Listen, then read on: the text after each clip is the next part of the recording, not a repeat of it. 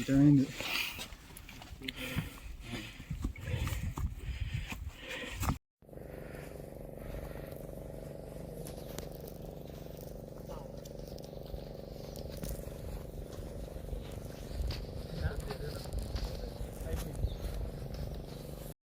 AE ఉంటారు కదా మీ department, వాళ్ళని పిలిపించి ఒక ఎస్టిమేషన్ వేయించేస్తే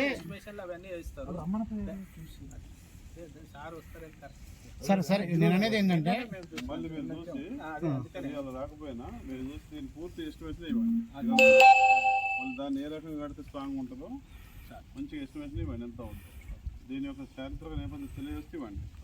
అది డేట్లు వేయండి. ఏ రోజు వరదలు వచ్చి గోదావరి వరద పొంగి 3 సార్లు వచ్చింది. ఈసారి వచ్చిన రోజు ఇట్లా డ్యామేజ్ అయిపోయింది.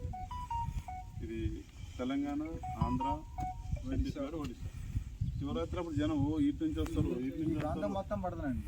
అందులో ఇప్పుడు ఇది ఈఐపీ ఘాట్ 2014లో నేను ఎమ్మెల్యే ఉన్నాను కట్టించిన ఈ గోదావరి అప్పుడు పుష్కరాలు సారబాగా మన ట్రాన్స్పోర్ట్లో పుష్కర ఘాట్ మన టైంలో చేసింది. తెలుసు పార్కింగ్ అయి పెట్టుకోవడానికి. ఈఐపీ అని అంతా స్టేట్ లెవెల్ ఎంపీలు, మంత్రులు, ఎమ్మెల్యే వేరే స్టేట్స్ వాళ్ళు వచ్చినప్పుడు ఈఐపీ ఘాట్ ఉండేది.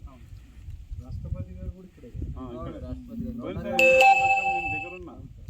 అలా మోతెగడ్డ శ్రీ వీరభద్రస్వామి దేవాలయం మొన్న వచ్చినటువంటి గోదావరి వరదలకు ఈ దేవాలయం ఆవరణ ఏదైతుందో గుడి చుట్టూ ఉన్నటువంటి మరి ఆవరణ దానికి కట్టిన ప్రహరీ గోడ ఏదైతుందో కొద్ది భాగము ప్రహరీ గోడ కూలిపోయింది తప్ప దేవాలయానికి కానీ ఎటువంటి ప్రమాదం లేదు. భక్తులు కూడా సోషల్ మీడియాలో వచ్చేటటువంటి పుకార్లని నమ్మవద్దని, దేవాలయం బాగానే ఉంది.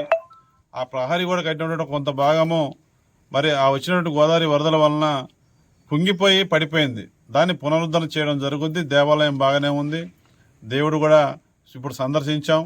అయ్యగారు కూడా మాకు పూజ చేశారు. మరి వీరభద్రస్వామి యొక్క మరి ఆశీస్సులు కూడా ఇప్పుడు మేము అందుకోవడం జరిగింది. పూజ చేశారు గుడిలో. గుడి అంతా బాగానే ఉంది. భక్తులు రావచ్చు, ప్రార్థనలు చేసుకోవచ్చు, మనసులో ఉన్న కోరికలు దేవుణ్ణి కోరుకోవచ్చు. అటువంటి అభ్యంతరం ఏం లేదు.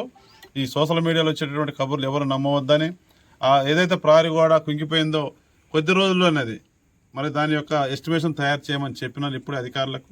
అది వచ్చిన వెంటనే రాష్ట్ర ప్రభుత్వం ఎండో శాఖ మంత్రి గారు, ముఖ్యమంత్రి గారితో మాట్లాడి కావాల్సిన నిధులు మంజూరు చేయించి మళ్ళీ పునరుద్ధరణ పనులు చేపట్టి యథాస్థితికి తీసుకురావడం జరుగుద్ది.